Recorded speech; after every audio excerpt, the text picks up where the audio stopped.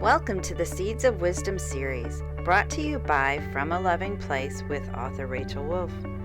If you like deep, meaningful conversations, this is your place. So settle in and enjoy today's guest. Disclaimer: the Seeds of Wisdom digs into some deep subject matter. In order to plant a seed, we have to dig in the dirt. That's how we grow. If any of the subject matter feels like too much, it is important to seek your own mental health support. I did, and it's why I'm able to be here doing this today. Hello, and welcome to episode 20 of Seeds of Wisdom. I'm so excited today because the seed we're going to be talking about is following the dream. And I have my special guest here, Angela LoMenzo, who has the same agent as I do and has become a very special person in my life. And I'm so excited to have her on today as she's about to release her new book, Wisdom of Wildly Creative Women. I'm going to have her introduce herself and tell us about her upcoming book. Angela? Hi, Rachel. I'm so excited to be here too. Yes, we met through our superhero agent, Tina Wainscott.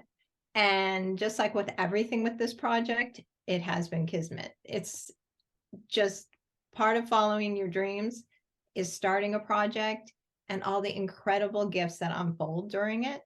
And you are one of them, I have to say. And congratulations on this beautiful podcast you put together, because the topics, the heart, the soul you put into it is just so beautiful. And we need more of this in the world. So thank you for that.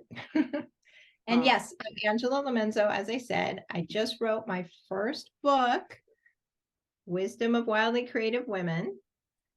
And I'm 57 years old. And I've had this dream since I was a little girl. And I think this illustrates perfectly that there are no timelines for dreams. You know, it just happens and unfolds when it's meant to. And I couldn't have written this book 20 years ago, 10 years ago. It just happened when I was ready. And wow, once I planted that seed, it took 7 years. So I'm not saying those dreams unfold immediately once you go, okay, yeah, I'm going to write a book now. I'm ready. It's a process, and it's such an exciting process, which I'm sure you found with the podcast and your books. And it's the whole journey, you know, that happens, and it's not easy, and you have to do it with passion and purpose, because it's going to get a little tricky. And if you don't have that passion behind it, you know, the magic can't happen. So it's just been, wow, what a 7 years from concept to conception, basically, to actually, you know, the product being in front of you, where I was holding it in my hands, a little over 7 years. So That is been quite a journey. That's so beautiful. I love that. So I was blessed enough to get to actually read the book ahead of time because I got to write an endorsement for it. So I have to say, the interviews you do with these women are so incredibly moving, and you really get to the heart of what drives us to follow the passion, even no matter how it looks on the outside, to the outside world, and how much our lives can be falling apart. And still, when our passion calls us, it just calls. And I thought you did that so beautifully with these women.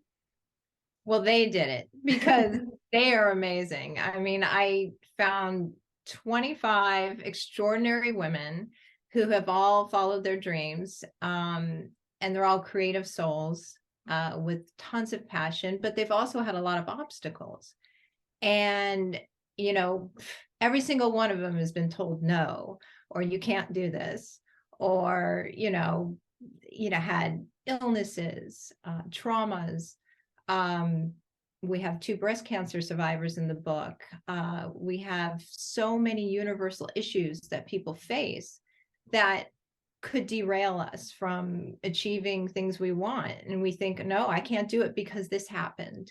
I can't do this because, I have this illness, or I lost my husband, or this happened to me. It just, and sometimes our own insecurities are enough alone to derail us. And these women were so forthcoming and generous with their stories. And they, shared everything to help other women see they're not alone in their pain. And it kind of started when I was in a really dark place in my life. I was very alone, very sad. I mean, completely void of creativity anymore, and really lost my passion for what made me happy. And, you get in life, and my daughter had a lot of challenges, and my husband's a musician and tours a lot. So he was gone all the time. At that time, about 9 months out of the year. And so, you get caught up in everyone else's dreams sometimes, and their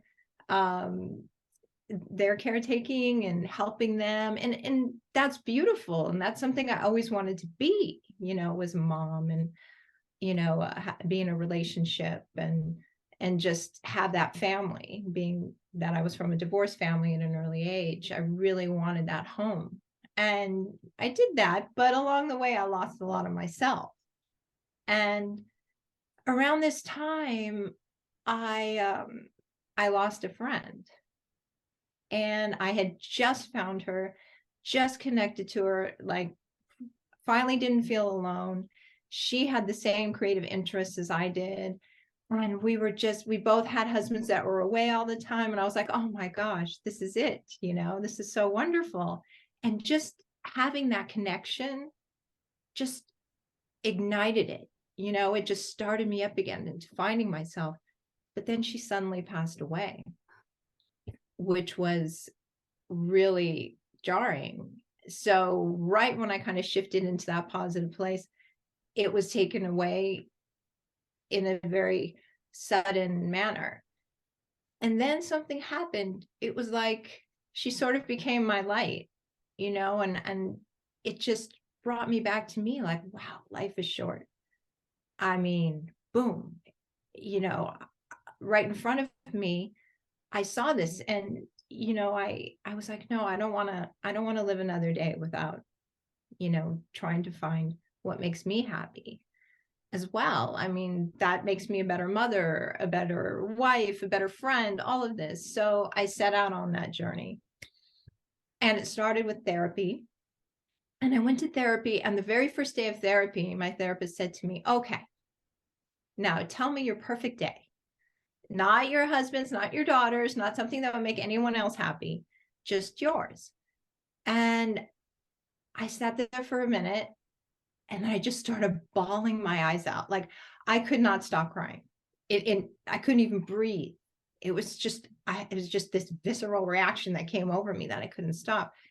And after about 10 minutes of this, and I kept trying to talk and I couldn't. And she goes, why are you crying? And I said, because I have no idea what that is. And that's what started it. And I found, working my way back to me, what helped was reaching out to the other women that were around me all the time. That when you get in that space, you sort of isolate yourself from people. And so of course you feel alone. You feel alone anyway in your pain, but then you make yourself even more alone by not talking to people. And so I started reaching out to them, and and then they had the similar stories, and I was like, oh, but you're so successful and you do all these wonderful things. And they're like, oh, but what about this that happened to me? And I had postpartum, and I had severe depression, I had anxiety disorder. So I started thinking, okay, when I started getting back to all my creative endeavors, which are photography, I'm a makeup artist, creative director. My husband is also a photographer. He is an amazing photographer. And so when we met, that was one of our things that we had in common. Even our wedding photos, we took ourselves with a tripod and like we developed them in the bathroom at our little apartment in North Hollywood, you know. And Oh, I so love that. I had taken, I had wanted to be a photographer, and I had gone to then Otis Parsons, but now it's Otis. Um, and I was determined to be a photographer. I loved it so much. But then I had a family member tell me, oh, photography is going to be obsolete in years and years. You know, you're not even going to need it. It's going to be one button. Everyone's going to have it. And you're just going to waste all your parents' money on art schools. So don't do it.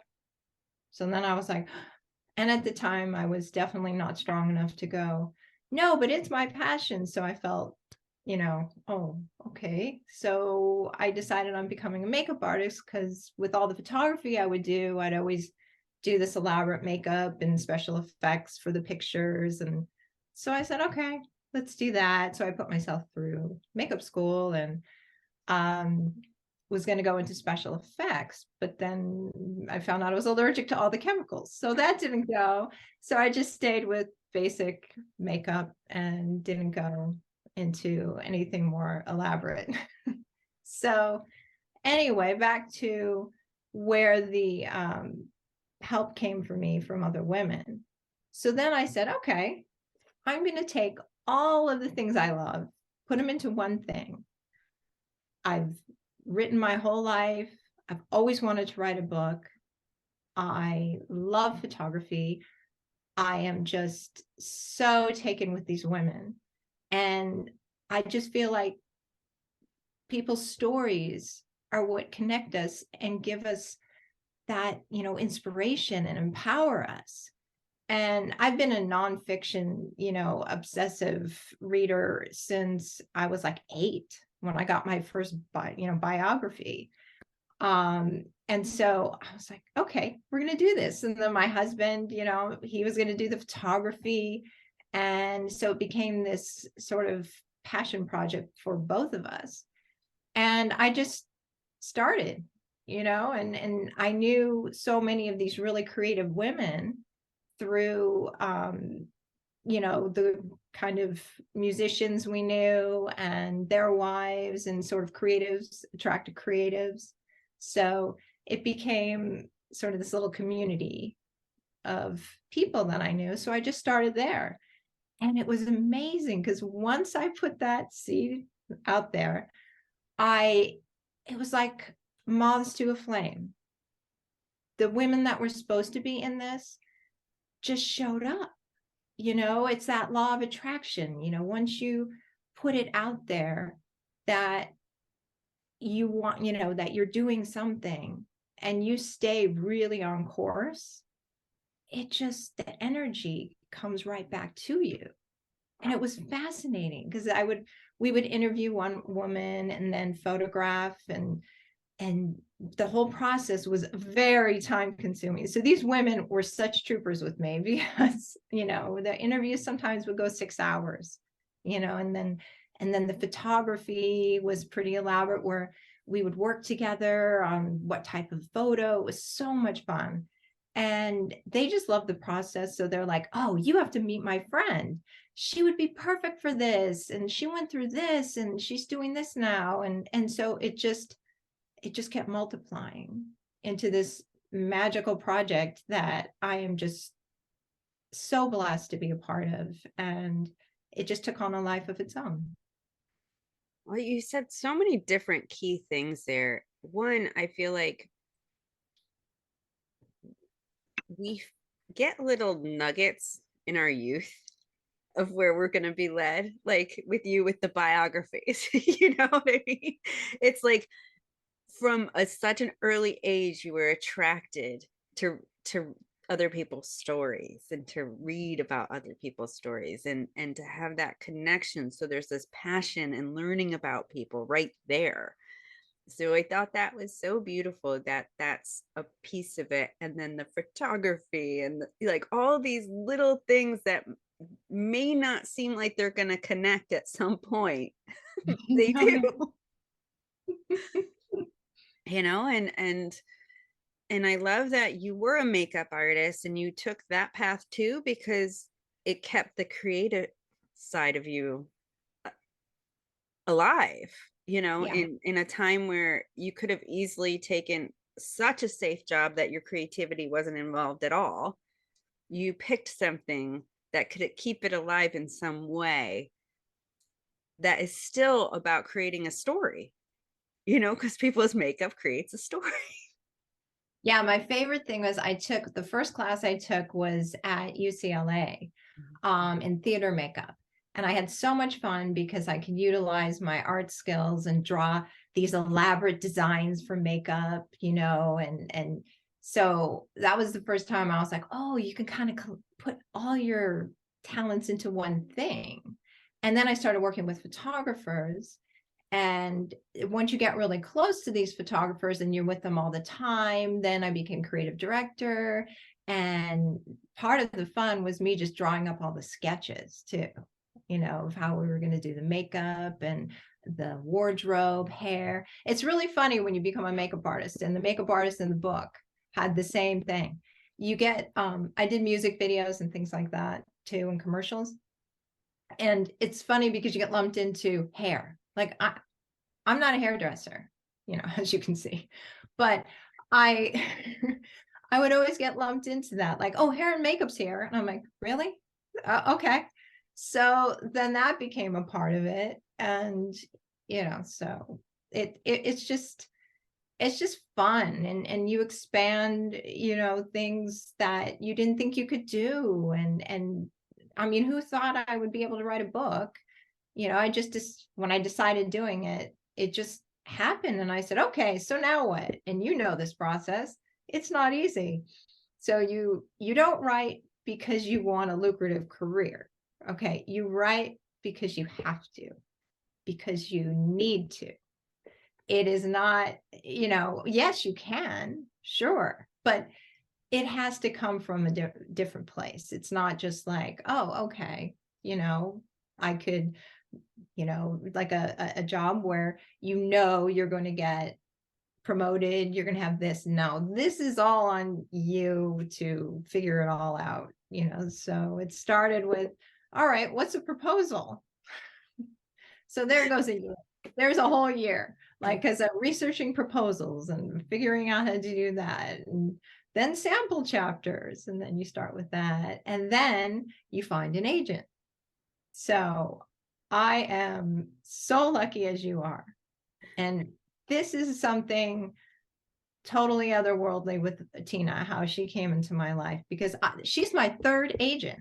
I had the craziest experiences because I had a wonderful first agent, but then she got sick and had pneumonia and had to, pass on that. She referred me to someone else who was great. He disappeared for a year. He ended up losing his eyesight, but he hadn't started pitching my book yet. So I wasn't on the roster for who came in with the emergency. So I was stuck in a contract for a year and couldn't do anything. So then I found Tina in the most magical way. So I think we all did. Tina has that magic around her. And I'm just so thankful to the Seymour agency for having Tina there, because now she's just one of my dearest friends. But and really helped me through the process. But yes, then you go into making the proposal into submissions to publishers, and then all of that. So this book has taken many different turns. 3 literary agents.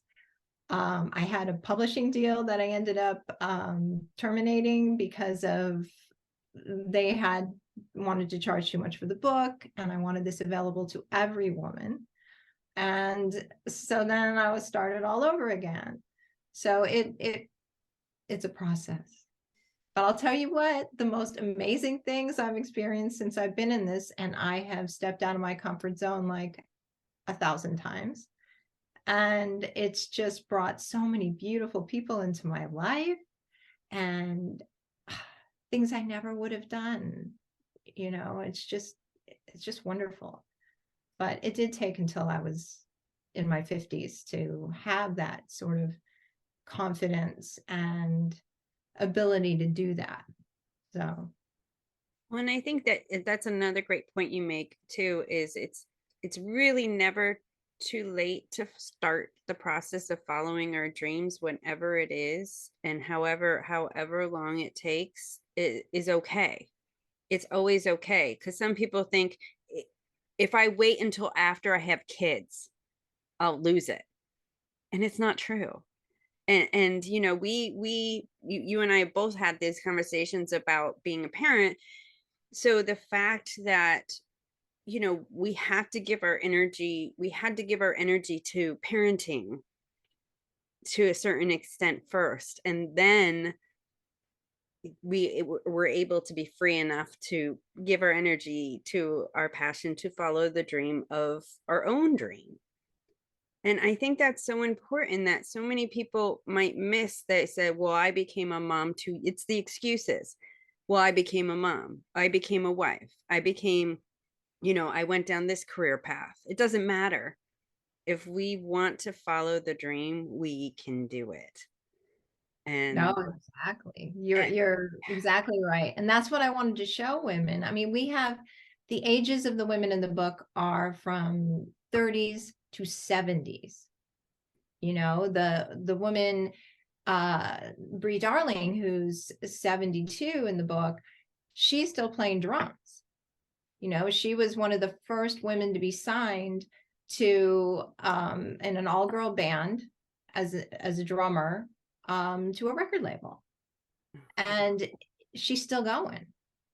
And it's just amazing. She just signed, you know, a 3-record deal, I think it was. And so it's incredible. And she's living her best life right now. She just won. And then she decided one day, hey, I'm watching a cake making show on, you know, Food Network. She goes, I can do that, because she's also an artist. Next thing you know, she's winning, you know, cake wars. She's I mean, incredible. And she came up with this like patented leopard pattern, you know, inside of the cake where you cut it and it's just leopard. She's incredible. And that was just from sitting on the couch and going, I can do that. So she learned how to do it, you know, took a class and did it. And so, you know, that's what I wanted women to see, because I think, you know, we get so blocked sometimes. And I always let roadblocks stop me through my life, unless it was for someone else. You know, if I was fighting for my daughter or my husband or a friend, I would just put on that warrior hat and shield and I went in there and I could get anything done. Right. But if it was just for me, that was a different story. And it took a long time for me to get to that point where I was ready to fight for myself, you know, and my desires. And, you know, that's in this book, we have, gosh, so many issues that we all face that have been overcome. And that's really what I wanted. And I didn't plan it like that. It's just that everybody has such an incredible story. And we've all had these unique experiences that turn out to not be as unique as we thought, you know, and really connect us to each other.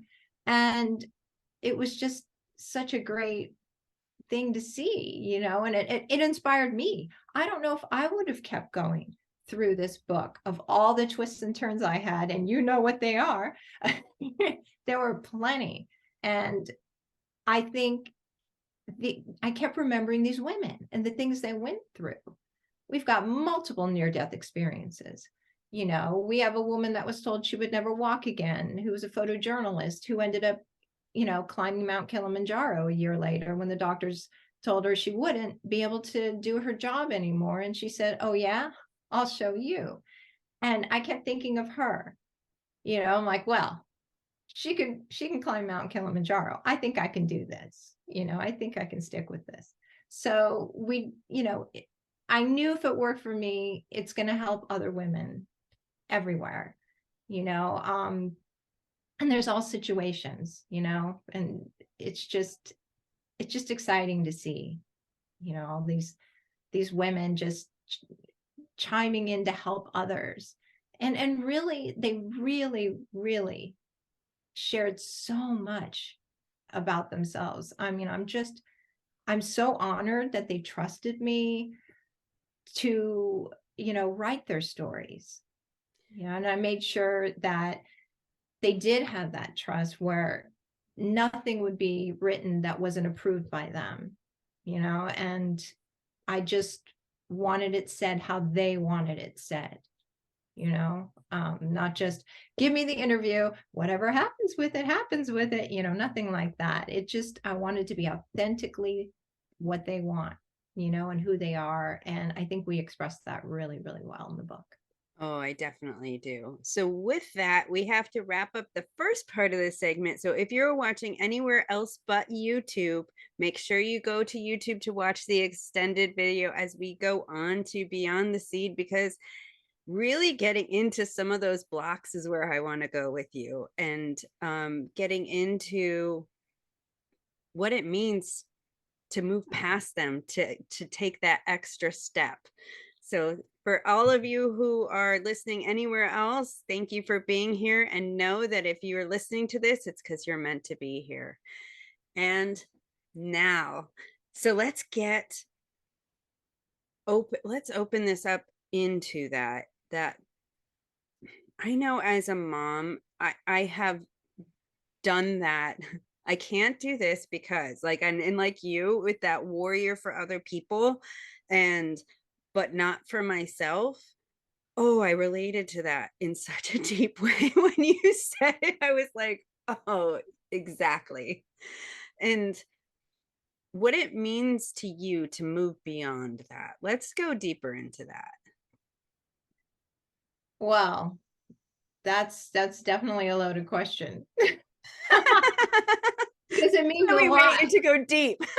Yeah, no, it means a lot, Yeah. because again, as a young girl, I wasn't able to do that. I was so, I had, from my traumas as a child, I had acquired a lot of insecurities. I was bullied. I was an awkward kid. I was just very insecure. So to gain that confidence, took a lot of time, and finding who I was and what really mattered to me, and at the first sign, I think it was all about trying to be perfect. In my family situation, which I have beautiful, loving parents, but they were divorced. I had alcoholism in my family. I had a lot of situations that, made me insecure and trying to be perfect. And, if I couldn't be perfect, if it wasn't exactly how it should be, and I had that guarantee, which nobody has, that it's going to turn out great, then I would allow myself to be derailed. I'd say, oh no, I can't do that because it was just so much easier not to, right? I didn't have to fail. So I was just so afraid of failure. And it really was wrapped around fear, because I had a lot of fear-based issues as a child, a lot of anxiety. And it took many years to get through that. And so that's why I'm saying I couldn't have written this book. And, fought my way through some of the hurdles and, roadblocks that, there were many times that, talk about rejection, you know, trying to get a book published, it's just like actors and, those fields that, you just put everything out there and you're relying on other people to have their approval, right? But you have to just really believe in it and the project and yourself. And I did. And like I said, I had all these women, involved, and I wasn't about to let them down, and that's why I think it really was therapeutic for me, because it wasn't just me anymore, but it enabled me to have that realization of, oh, wow, I can do it. And I think we all, even when we're on our own, okay, and we're fighting for ourselves, we all have, these sort of invisible links to each other's strength. And that's how I felt with the women. this is my process. They weren't involved in that part of it. But, I think I told you I was like pushing this boulder up a hill, like, and, everything getting in the way. But then I knew I had all these hands holding it, giving me a little extra strength to get it to the top. And so that was so motivating for me. But we're like that always, even when we're alone and doing something. We just, that's what this book does. I know, it's women reading it don't know these women, but they can have their little, that sort of, invisible link of support, and those loving hands helping you push that boulder up the hill. Well, and it's funny because after reading the book, and that's what it feels like. It feels like this collective of women standing with you as you, because a lot of times I find when I'm reading things like this, my dreams become more clear. When you're reading these stories, the clarity is just like, wait. And you start feeling that momentum behind you because, yeah, it's like those other people have their hands just helping you, guide you, and push. And it's like earth angels, you know, that just are with you. And that's the beautiful thing, is when we connect through that passion and the following the dreams and that power, that inner power, it's just, it's it's unstoppable. Like, you can't stop it. It's just so palpable. Well, And people don't always have, you know, friends in their lives. We're not always blessed with having friends, that are there that are supportive, right? Not everyone has that. And, and I didn't during certain periods. I felt very alone. And that's why, books like this helped me.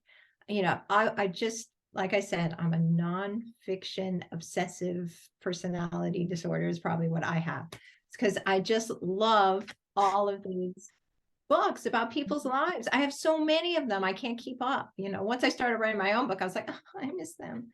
They're my friends.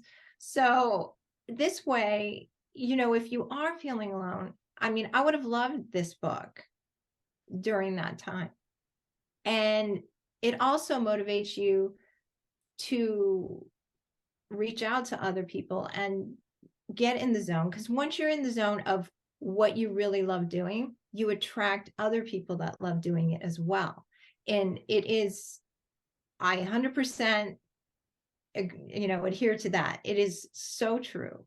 yeah. Because once I started doing that, and you find yourself, and you will attract other people with the same interests and similar energy and passions, and then you can connect with your people. And it's hard sometimes for people in their situations to find, people that relate to them. So my hope was, and I write this in the introduction, that women would find themselves somewhere in this book, if not everywhere, and just know, they can do anything.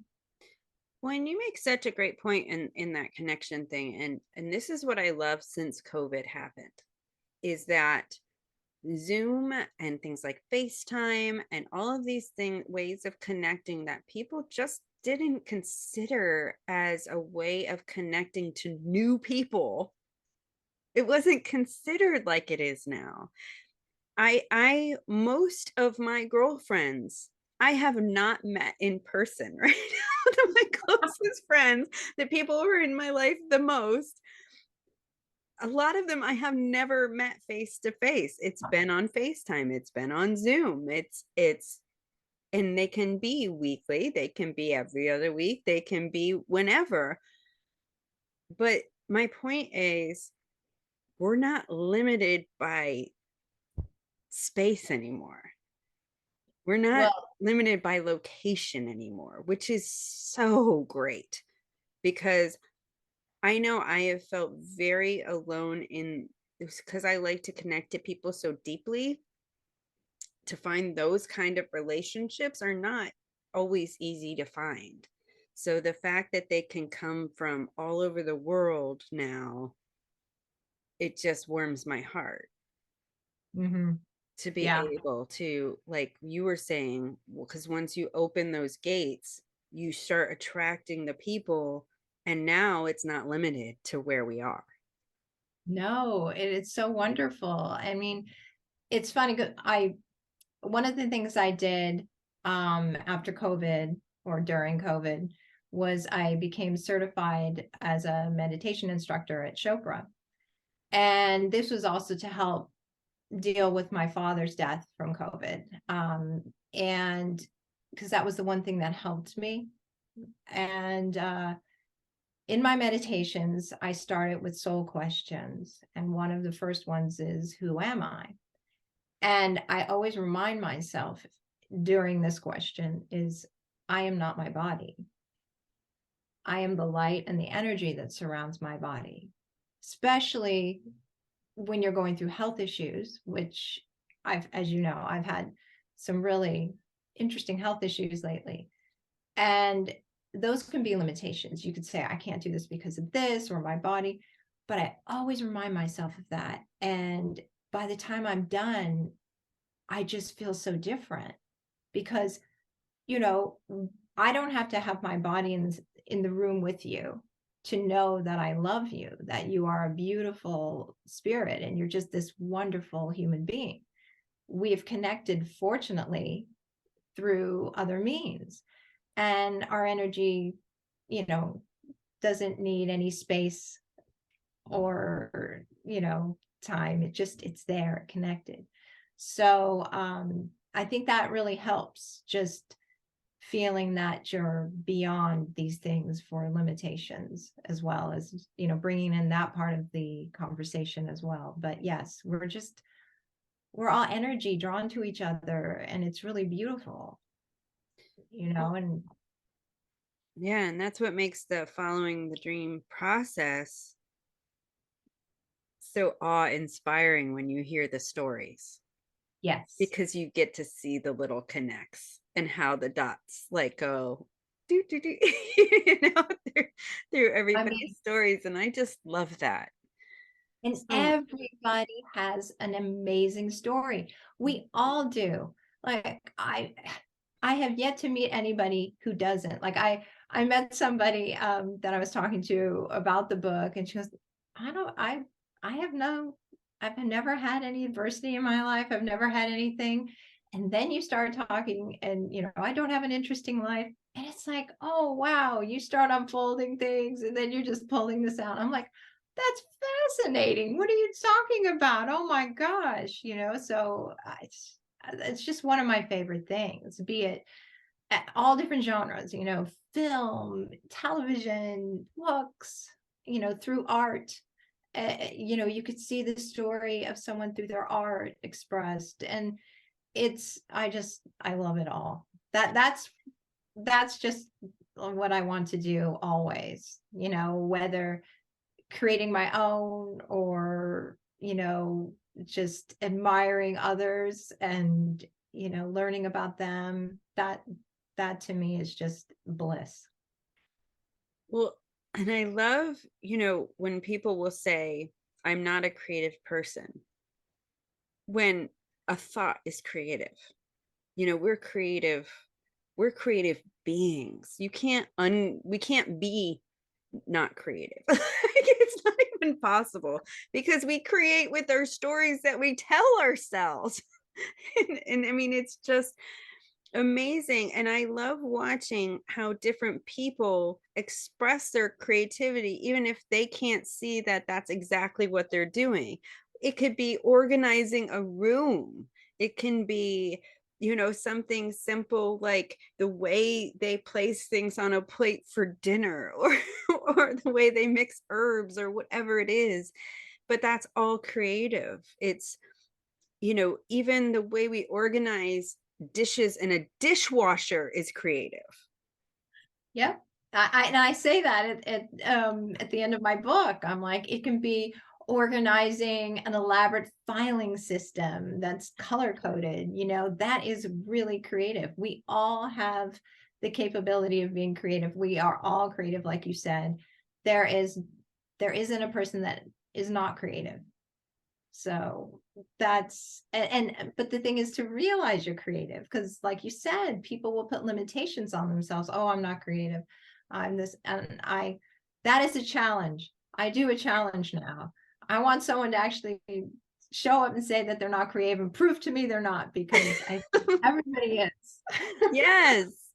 Well, yeah, and I took a course in college of the creative process, and it's funny because we limit ourselves, maybe because it doesn't look like that traditional, where if it's not, we're a musician or we're art, like an actual artist or something like that, but it really doesn't mean. We all have our own special unique skills that we bring to this world, and they're all useful, you know. Exactly. Yeah, no, definitely. And And I think the big problem is society in general labels, everyone, you have to fit perfectly in this box. And this book is all about breaking out of the box. And, that's so important. And also, one thing I want to add is to be very cautious about, silencing the voices around you, because people, not from any ill intentions. Again, it's just society has put this on us. Sometimes, like if you say, oh, I have this wonderful idea, I'm going to do this, like when I was deciding to write this book, I've got a lot of people saying to me, oh, no, nobody's reading books anymore. Don't put yourself through the process. I tried that. Oh, no, no. There's already books like that out there and this and that. And and old me, that wasn't at this point in my life, immediately would have taken that as like, oh, nope, can't. Okay, forget it. So I think it's important. I think they're trying to help people just instinctually do that, but they all have their own experiences. It's not your experience. And one of my dear friends who's in the book, Danica Lynch, told me when I started getting a little bit frustrated from all this negativity coming at me, I thought for sure everyone would join in my joy of, I'm so excited, I'm going to do this project. And instead, I got a lot of people just like coming at me with, oh gosh, no, don't do that. And it won't work and this and that. She said to me, Angie, I don't care if there's another book about women out there. It doesn't matter what's out there. Nothing that you make will be like anybody else's. And that was all I needed to hear.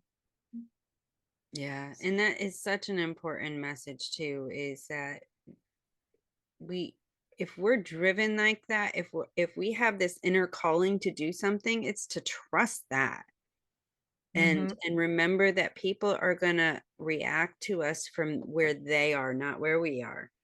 From if they're in that energy of fear, lack, and separation, they're going to react from that place. If they're in an energy of love, abundance, and peace, they're going to respond from that place. But a person's response isn't about us, it's about them. Exactly. And when it comes to following the dream, that is such an important piece to remember, It's because essential. we don't want to be stopped because of where somebody else's journey took them, because that's their journey, that's not ours. And I had that same thing as, yeah, it's really hard to get published, you might want to look in a different direction.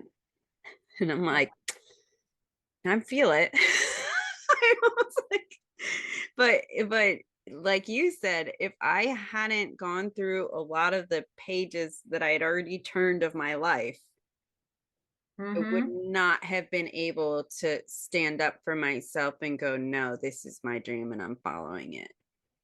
Yes, you Because I have to had to be, get there first. yeah, you have to be very, strong with your convictions, and your passions and, you know, drive. Because, and you have to know whose voice is to amplify and who's not, because I chose to listen to my girlfriend's positive reinforcement and not my well-intending friends and family members or whomever, with the negative ones, because it was something I wanted to do. So then I also started getting a little more, careful with who I shared my dreams with. Yes. Well, and one of the best pieces of advice I got a long time ago when I was in Al-Anon recovering from my road of, trauma was, don't go to the hardware store for bread.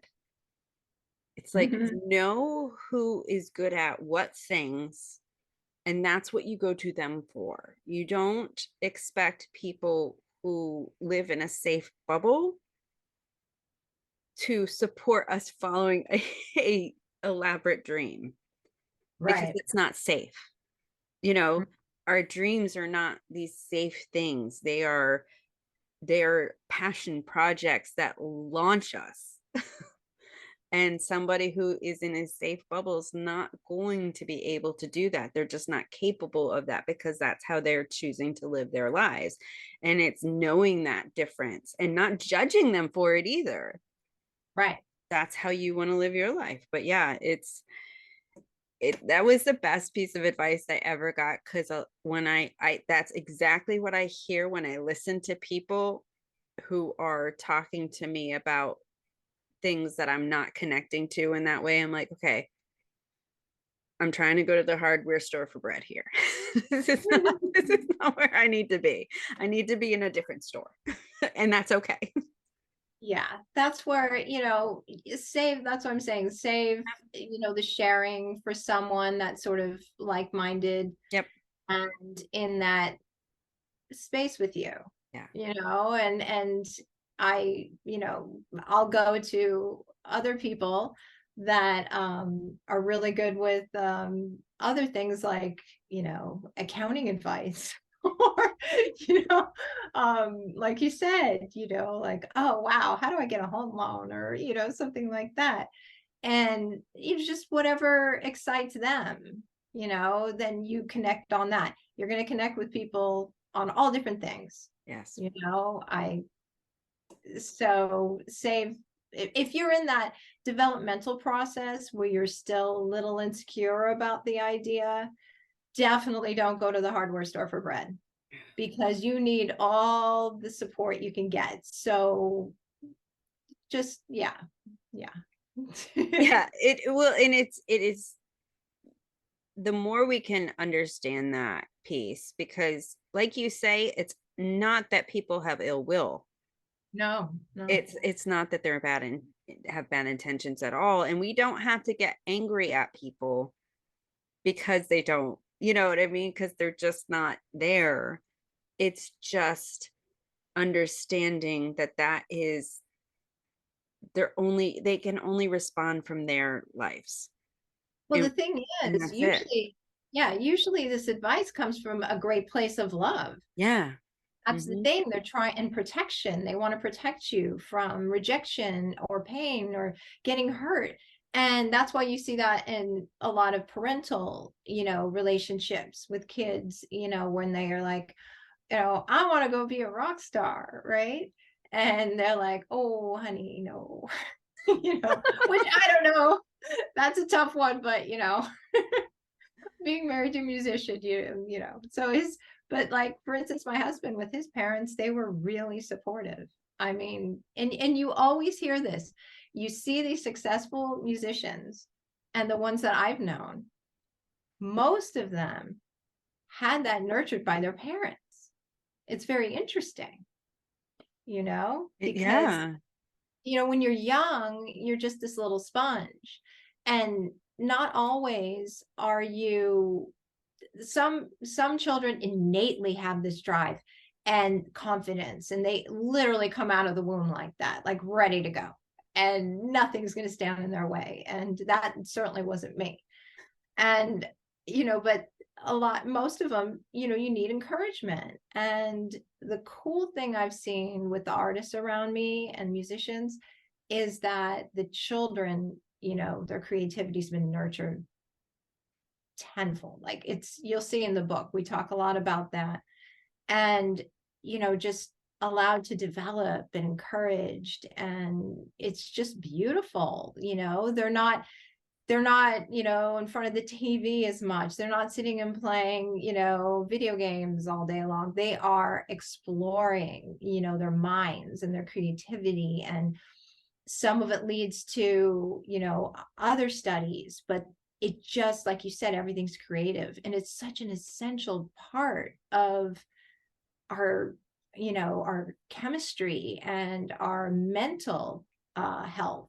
I think creativity is really essential for mental health, and it is the one thing that helped me as a child when, I was alone a lot.